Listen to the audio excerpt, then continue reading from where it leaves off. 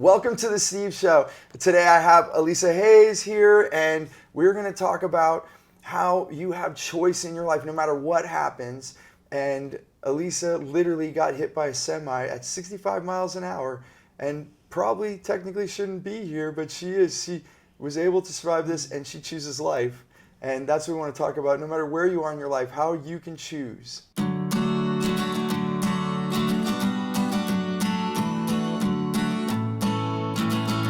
Well, welcome to the show, Lisa. I'm so, from the time I met you a couple of years back, I've wanted to sit with you and just, you inspire me with all the stories you have and what you've gone through, and then the energy, and, I guess what I always think about right away is you're choosing life. There's so many choices in this, and you're choosing to live, and not only to live, to, help others with the life and the energy that you have. So I think it's super special. Thank you. And we're all, it's just gratitude to have you here to talk about this. Awesome. Yeah. Thank you. I'm really glad to be here. Thanks for asking. Yeah, it's my pleasure. I was, you and I were talking yesterday about how life was different. And by the way, so, Alisa can talk about it, but, I guess let's just get right to so everyone kind of knows what we're talking about. But then I want to talk about where you were before and then after, and how you were doing what you thought you had to do in your life, and now you're doing what you want in your life, right? And so, and I'll let you tell the story, but when we say life, sometimes you can get hit by a truck.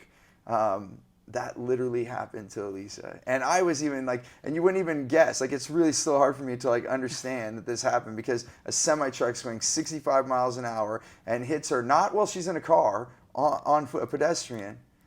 And you flew some 90 feet? Right. There was a cable guard rail to catch my fall.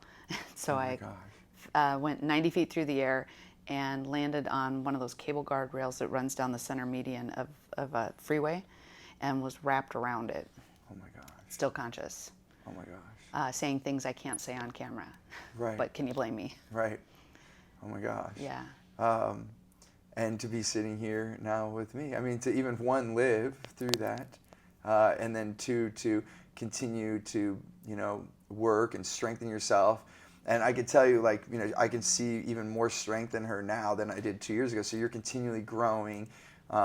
She just got her CSP, which is Certified Speaking Professional, which you have to do a lot to have that happen. So it's a huge accomplishment. And she walked on stage and received her award. Yes, it was really important to me to walk on stage, because I spend most of the time at big conventions in a wheelchair, because I can't walk those kinds of distances. I don't walk around Costco.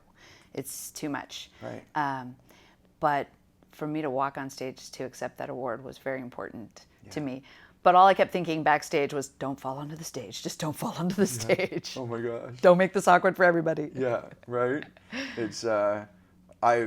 definitely, I can understand. Yeah, just, do it, and you did it, and she didn't fall. So. Yeah, Awesome. That was my big accomplishment. Yeah, and it's just, so again, that's what makes it so beautiful, because I think, there's people that don't have half the problems that you've dealt with, but to each of us, our problems are the biggest problems in our world, right?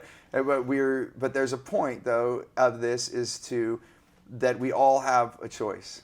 And and that you can choose to sit. My friends and I call it wallowing in it. We actually, one of my friends, Tommy Voris, we call it 5-minute wallow. So you get 5 minutes to wallow in it. What can you learn from it? Even journaling is good, but then move on, because otherwise you start to wallow in, and now it's starting to consume your life.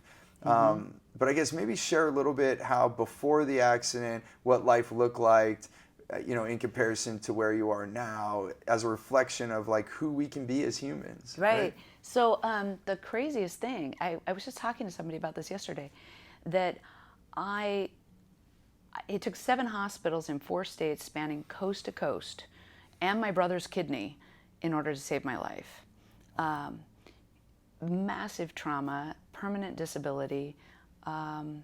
Had to sell my company because I could no longer do what I was doing before, and yet I'm happier now than I've ever been. And that's kind of the crazy part, that everybody goes, how is that possible? Yeah, right? Yeah, right. What? How does that make any sense? She's a joy. Right when I think of you, I see your smile. Oh, and it's just seriously for all the time, and even and even I know I'm totally digressing, but I was supposed to see her in Seattle last year, and she fell and broke both elbows and my left wrist. Yeah, and she's laughing on the phone with me, telling me, "I'm sorry, I can't see you." I've broken both my elbows. Oh my gosh! Who does that? I'm like, well, you didn't have to go all that way to not see me, I know. Right? I commit. You commit to making a good excuse. So she had a good excuse, but this is how we're acting. You're laughing and smiling. You just bring joy every time I'm around you. Well, thank you.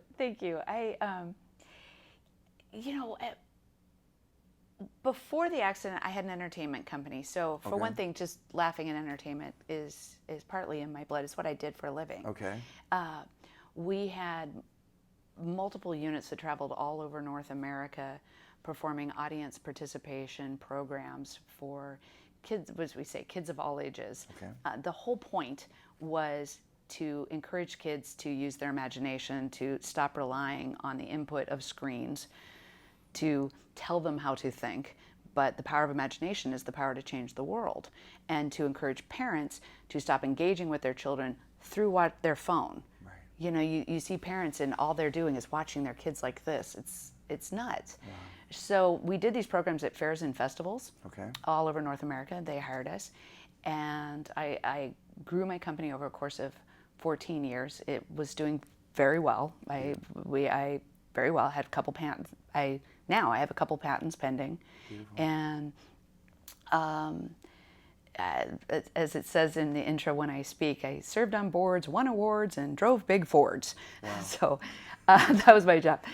And I love doing it. It was really, really rewarding. But I was also a workaholic. My parents, my mom is a physician, my father's a stockbroker, very successful. And my sister's in healthcare finance, my brother's also a stockbroker, and I was this weird arts kid. Right. So I had this inner, I gotta prove myself, I gotta prove that I'm smart enough, I'm good enough, and I can do this, Right. And I gotta, really there was this crazy drive, I had to prove that I wasn't a housewife with a hobby. So as a woman, there was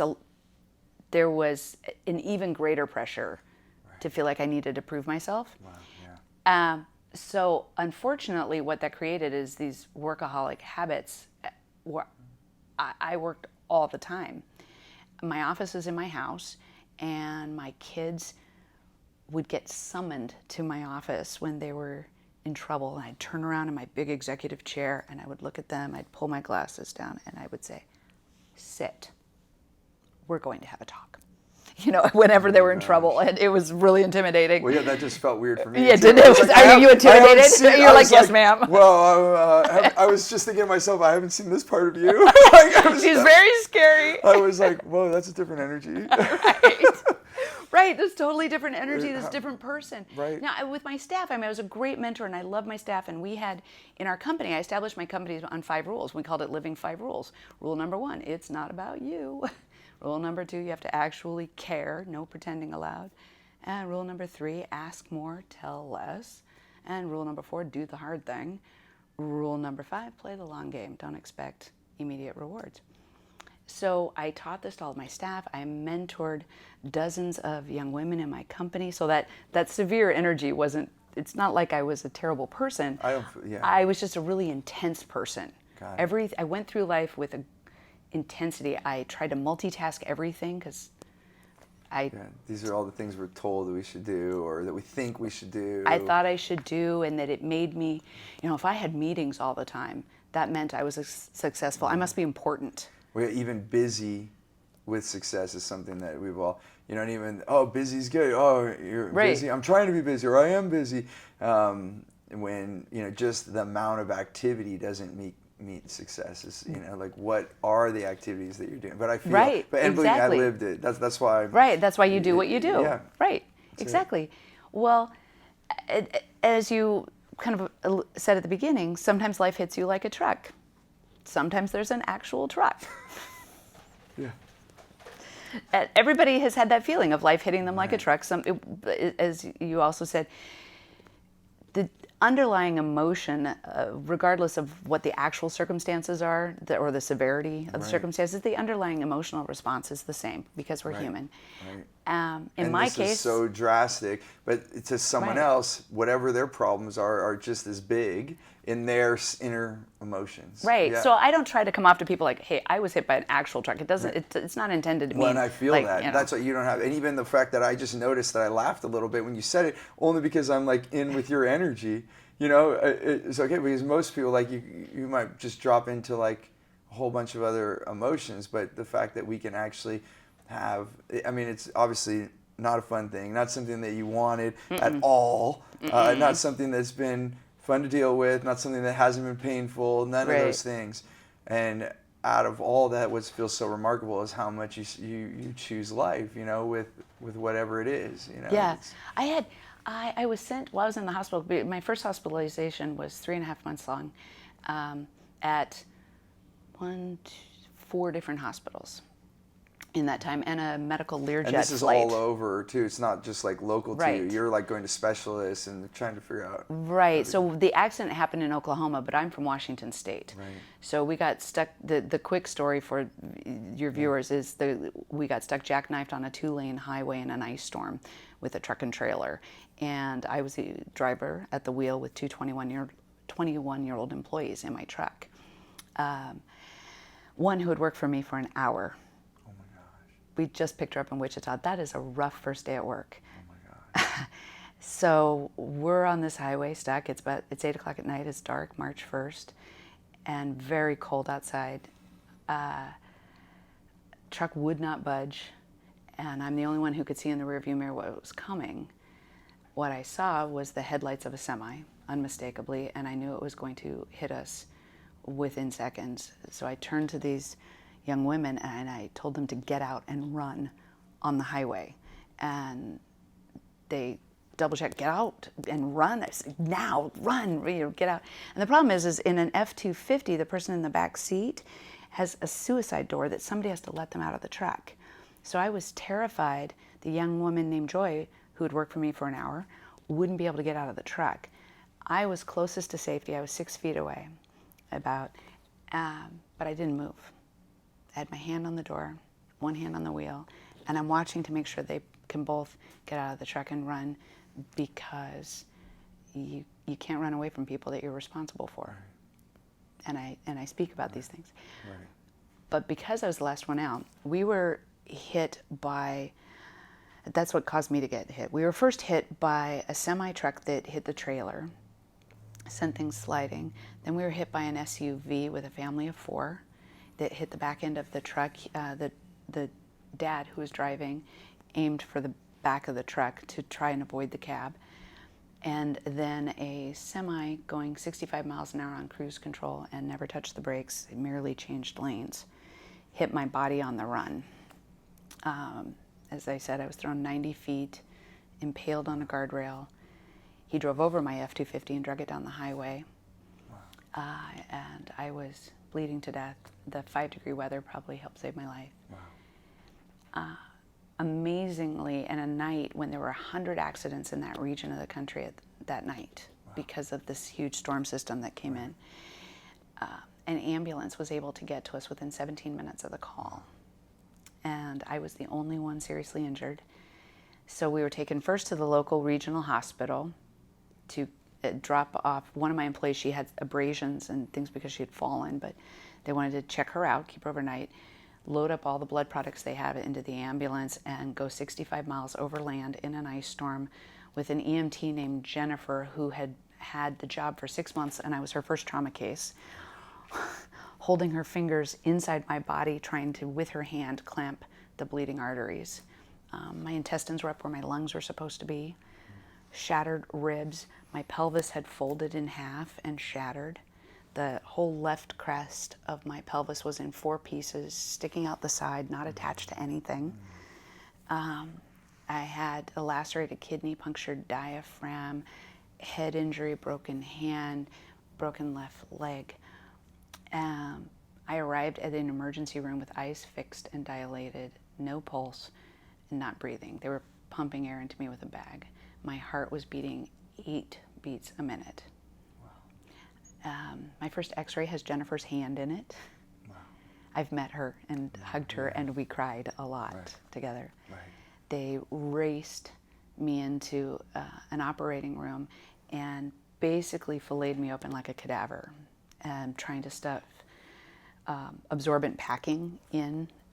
And there's some incredible miracles. Like I said, the ambulance arrived in 17 minutes. Right. Which I'm aware of the golden hour now. I don't. Because I worked in air medical transportation, I helped with marketing, and they found it was during the Korean War and the Vietnam War that if they took someone that was bleeding to like either internally or externally, and you get medical attention within an hour, you have 80% chance. If they stop the bleeding, 80% chance to survive. If it's after an hour, you have 80% chance to die. Wow. They call it the golden hour. They found that during those wars, and then they brought that into accidents and all that, and that's why helicopters fly around now, because they realized the quicker you get. So that is true. If they would have taken much longer and they couldn't stop the bleeding within that hour, then there probably wouldn't have been much they could do. Wow. Well, they couldn't get a helicopter in. They tried to, but the storm couldn't fly. And the accident happened at about 8 p.m. Central Time. By the time I arrived at the emergency room, it was 11 o'clock. And I had 2 massive blood transfusions in the first night, which means my total body volume of blood was replaced 2.5 times within 24 hours. Wow. And my family got a phone call that I had a less than 5% chance of surviving. Like I've told you before, my mom is a physician, so she heard the injuries and she said, she didn't say this out loud, she told me later that she was thinking, no, they're just being really kind. She was expecting to everything you just said, fly to collect her daughter's body. But miraculously, and again, these incredible things happen, and I'm making a point with that part. So I had to have arteries embolized, 2 arteries on the left and 1 on the right, and that means permanently blood supply shut off. That requires a specialist called an interventional radiologist who happened to be in that hospital at 11 o'clock on a Saturday night. Just happened to, would not normally be around. I don't believe in coincidences, so you're meant to be sitting here with us right now. Right. Yeah. And my husband happened to get the last available seat of the last flight that they were allowing into Wichita after scrambling to try and get to me. Wow. Right, and all these things kept happening.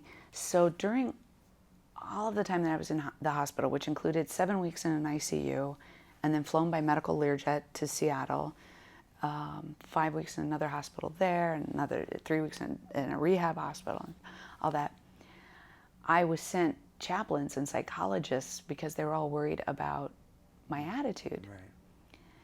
And according to all of the ICU nurses that I've talked to, and they've told me, I don't even remember this, that I kept talking to them about living 5 rules.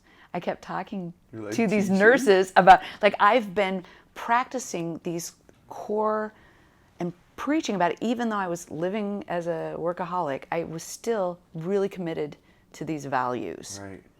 And so I was talking to them about that, and then later, as I became more cognizant and found out about all of these pieces that came into place that are just amazing, magical, right? Yeah. Miraculous. I had a photo of my 3 children that I took on their first day of school just 5 months prior. My husband had taped to the wall that I stared at every day, looking at this photo. And these chaplains and psychologists kept coming to me because they were convinced that I was faking it, that I was happy. Right. Because who would be happy? Yeah. In that? Who in the world would be happy with that? Right. And one guy says, "Come on, you can tell me. You know, you're really mad at God, right?" I said, "Why would I be? Are you kidding? I feel incredibly blessed. No, I'm not mad. Right. You know, it's not good. I don't like it. But there's so much to be happy about and grateful for. So I choose to focus on that." That's it. Yeah. Yeah. And then after I got out of the hospital and after, fast forward and kidney transplant and all of this, because my kidneys had failed completely, and it ended up costing my brother a kidney, which is hard for my parents to have two of their kids in surgery at the same time. Right. But after all of that, I got to redesign my life. Right. I know you're this is the thing, and I know I might be cutting it quicker, and I wish we had like an hour to talk, but you're living more joy in your life than people that have had none of these things happen to them.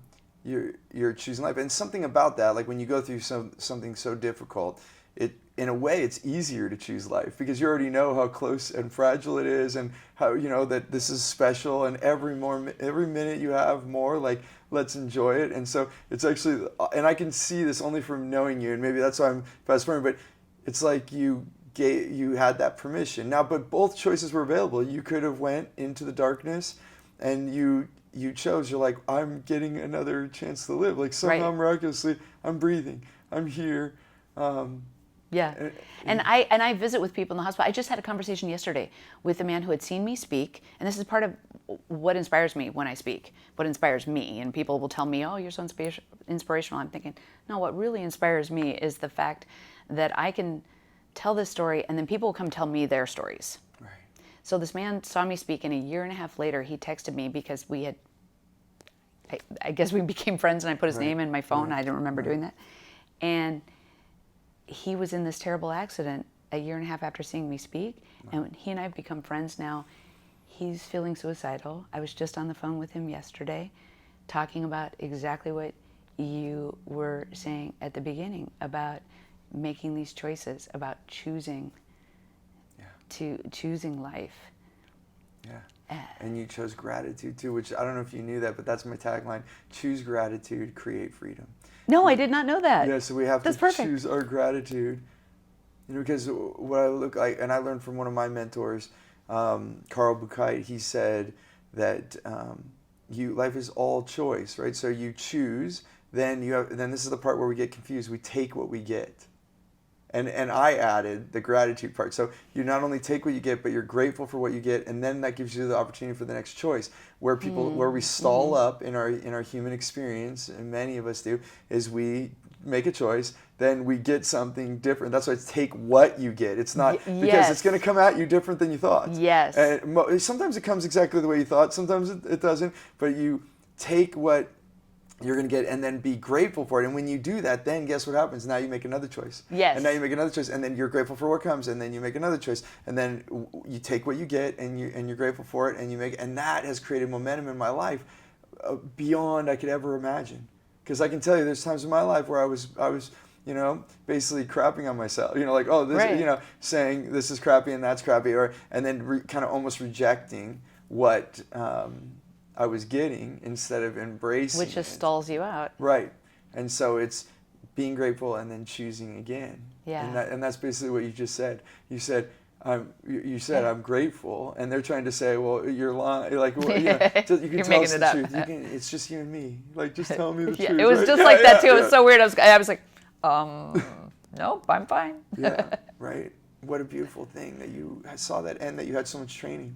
Like, you basically trained yourself, but the lesson didn't click in until after. I mean, not that it wasn't there, it was completely absent, but the way you were living now, you're like, oh my gosh, here's my 5 rules. Well, and here's the crazy part. It's just, 3 months before the accident, I had been journaling, doing a lot of sort of soul-searching work, because I knew I was letting the cart pull the horse. Right. And I'm like, I can't keep doing this. I can't. And how many people feel that way, where they're just, I cannot keep doing this. I can't do it. Keep doing it and keep doing it. And you keep doing it because you don't know what else to do. You're like, Right. what am I going to do? I can't get off the hamster wheel. Right. Or you don't, because you don't know. And a lot of times that's like not knowing that there's other navigation. And I wish we could talk about this more. And, probably you're going to have to come on the show again. But I guess I'll say one thing. One thing I often say is it's like being on the freeway. Like, let's say you were coming to this interview and you're driving, and then the exit was blocked to come to this hotel. And then you call and say, Steve, I can't come till Thursday. It's blocked. And then you just sit on the side of the road and wait for the exit to be reopened. Who's going to do that in their life, right? But somehow we do that in our business. But the Right. reality is, even if you didn't have navigation, you would drive to the next exit and try to find your way back, right? But in today's day and age, most of us all have GPS, either on our phone or in our car, and it would just recalculate, right? As you know, Karen Jacobson Yeah. too, right? And our GPS girl, and she, but it does recalculate, and that is also like having a coach. You know, the computer knows the navigation, so when we don't know where to go, asking for help is important. But then just knowing that there's always another choice, you just have to keep looking, you know? Right. I'm curious, so Absolutely. only because of the time for the show, I'm curious if we could leave with one thing. Like, so if someone's sitting there, wherever they are in their life, and maybe they have not even a fraction of the things that you've gone through, or maybe they have some really tough things they're dealing with, and it's tough for whoever they are, wherever spectrum, what is like a one step that they can take? Like, what would be, like, if someone's sitting there and they're thinking, like, yeah, I can't have what I want, or I can't be happy, and it must be nice that you can do that and you figured it out, but I can't. Is there one thing that you can, from all your experience, that you can say, just do this, or is there one step we can give? Yeah, yeah. Okay. I mean, there's a first step. Let's Okay, put it that way. That's a perfect. better way. That's it, exactly. Is if you're going to be feeling sorry for yourself, make a cake, own it as a party, just like it's a pity party, totally feeling sorry for myself. Recognize it. This is the problem, is we'll all go without Not look. and not look. I'm not really having a pity party, and we'll blame other things instead of just owning that, yep, totally having a pity party. Well, I love the idea of the pity party. It's my friends and I call it the 5-minute wallow. But it can be longer sometimes. But most of the time, most things happening in your day to day, give yourself 5 minutes, journal about it. What did I learn from it? And then end. And at the beginning, you always want to take more than 5 minutes. Now it's the point where it's like you get it done in 2 minutes. You're like, what am I going to do with the other 3 minutes? Okay, you just move on. And it's like so much quicker to move on. And it comes back to that just being grateful, noticing what we can be grateful for. And when I say grateful for everything, I'm talking about things that people would say are a negative result or a bad thing, but I'm grateful for all of them. As soon as you embrace gratitude and all elements coming our way, you know, there's probably elements, however, you know, what's happened for you, where you can find gratitude in the fact that this has happened and what new things it's brought to your life. Absolutely, absolutely. I reprioritized my life. I spend more time with my family, more time with my kids. I just don't do work that I'm not good at. Right. Because I'm like, why would I spend my energy doing that? I don't want to. Right, that's it. I mean, some of us need to hear that again because, you know, following your strengths, that's what's congruent with you. That's what you're made to do. And when we do something that we think we should, that's not congruent, we end up spending your life trying to get good at what you're not good at. You're going to spend your whole lifetime doing it and you'll be average. Or you can take what you're good at and put all your focus on it and then you'll be, you know, amazing at that. And that's because that's where you're supposed to be. Right. So it's so beautiful. Thank you. You know, thank you so much for being on the show, and I'm sure like we need a whole nother 30 minutes or an hour to like have even more of the story. But I think, you know, I would just want to say to you, thank you for being you and sharing your story. And I think you just no matter what, even if I didn't know any of your backstory, and you and I were sitting in a chair like we are now, just the joy coming from you. Seriously, I just feel it every time I'm around you, and it just comes out how happy you are. And then to hear all your story and then see all that happiness and joy, it just makes me think like any one of us, anyone on this planet has choice. You get to choose. I believe it. Choose. That's it. So. We're both. Are you active in social media and stuff? If I put this out a little bit, yeah. I've got social media, website, the whole deal. Perfect. So we'll have the links there, and you know, Alisa and I both will love to hear from you, like things more that you want to know. You know, maybe that'll trigger another episode one day, and you can come back on. So please be active. Let us know if there's anything else, and even I think about my next episodes based on your comments. So please do it. And if you love this, subscribe. And as always, until our next meeting and our next episode, choose gratitude and create freedom.